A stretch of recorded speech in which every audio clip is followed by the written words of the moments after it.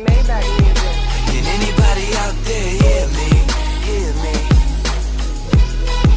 'Cause I just අයිබෝවන් දී පුතේ මේ මගේ අපේ මාමේ මම දැන් ඔයාලට කියලා දෙන්න යන්නේ මේ ගඟේ වාඩිය කියන්නේ මොකද්ද මේක කොහෙද තියෙන්නේ ගඟේ වාඩිය වගේම මේ තිබෙන මොකද්ද වටිනාකම තමක් සංචාරකයන් හැටියට අපිට මෙහි මොකද්ද බලන්නට විනෝද වෙන්න නවතින කාරණේ ඉතින් ඔබ දන්නවා මේ තිබෙන ජාතික වනෝද්‍යාන අතරින් ලොකුම එක තමයි විල්පත්තු ජාතික වනෝද්‍යානය කියන්නේ. ඉතින් මේ විල්පත්තු ජාතික වනෝද්‍යානයට ප්‍රවේශ වීමට මාර්ග තුනක් තිබෙනවා. ඉතින් අපි මේ මාර්ග තුනෙන් දැනට භාවිත කරන්නේ මාර්ගය පමණයි. මුඛ්‍යගමින් අපිට විල්පත්තු ජාතික වනෝද්‍යානයට අපිට ප්‍රවේශ මාර්ගයක් තිබෙනවා. වගේම අපි උත්තරම් ප්‍රදේශයෙන් ආවොත් අපට හම්බෙනවා උත්තරමින් වනාත විල්ලුව කියන මාර්ගය. මේ මාර්ගයේ අවසානයේ කෙළවර වෙන්නේ විල්පත්තු ජාතික වනෝද්‍යානයේ ප්‍රවේශ මාර්ගයෙන්. අපිට පුළුවන් කරගන්නවා වාහන මේ වාහනේ කියන පුළුවන් විල්පත්තු ජාතික වනෝද්‍යානයේ නැරඹීම. අන්න ඒ එතන ජාතික වනෝද්‍යානයේට ප්‍රවේශන කරන මාර්ගයේ අවසානයේ තියෙනවා ඔයක් තියෙනවා අපි මෙම ඔය කලාවේ කියලා හදන හඳුන්වනවා මේ කලාවේ ගිහිල්ලා මුදල වැටෙනවා අපි වැටෙන තැන මෙන්න මේ ප්‍රදේශය තමයි කියන්නේ ගඟේ වාඩිය කියලා. ඉතින් මෙම ගඟේ වාඩිය කියන ප්‍රදේශය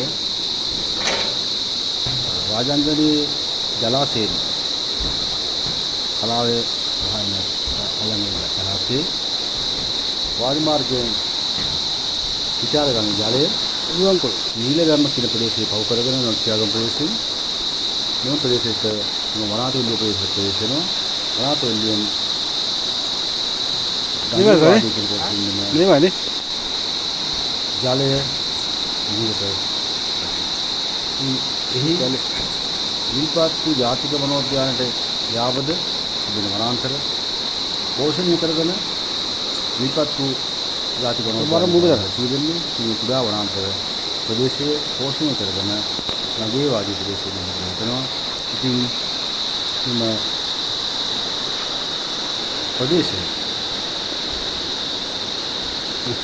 අපි තාම ආකර්ෂණීය ලොකුකලු අවදාන පරිසරය සහ අපේ දේශීය සාක්ෂ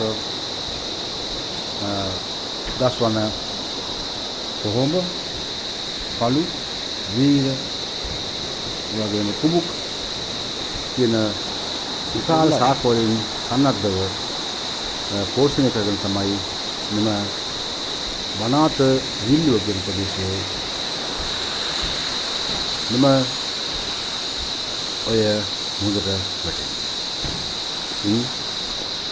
කලාවේ නිර්මාණය වන වාරි මාර්ග පද්ධතියෙන් පිටාර ගන්නවා. එම කලාවේ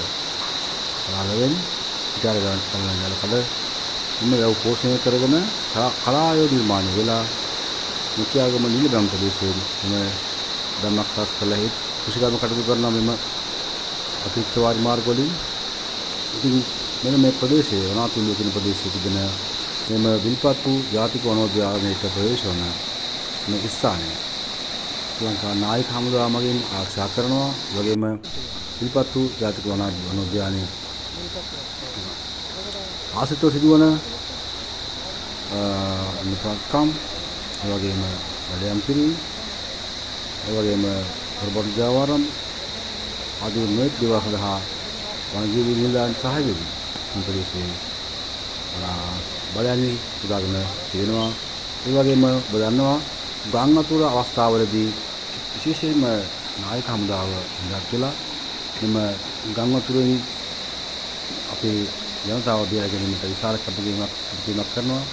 නිසා ORS කියන විශේෂ බලකාය මෙම ප්‍රදේශයේ ගඟේ වාඩිය කියන ප්‍රදේශය තමයි කඳවුරු බැඳගෙන පුහුණු කටයුතු කරනු ලබන්නේ. ඉතින් ඒ වගේම මෙහි සංචාරක ආකර්ෂණය සඳහා කරුලාන පරිසරයේ විවිධ සතුන් දස්කොළන් මෙන්ම ඔය පාරවල වලින් මනස්කාන්තුණු පරිසරයක් තිබෙනවා.